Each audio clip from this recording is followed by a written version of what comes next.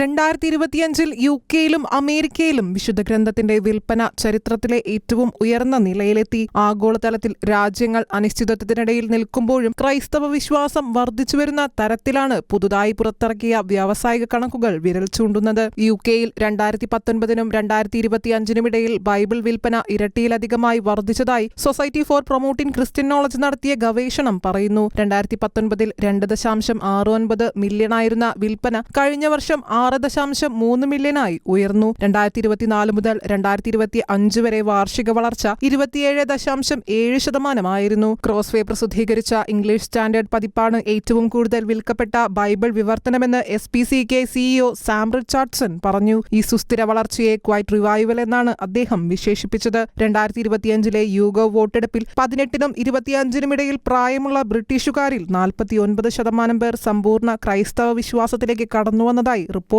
ചൂണ്ടിക്കാണിക്കുന്നു. അമേരിക്കയിലും വിശുദ്ധഗ്രന്ഥ വിൽപ്പനയുടെ തോത് ഒരു നാഴികക്കല്ലായി മാറിയിരിക്കുകയാണ്.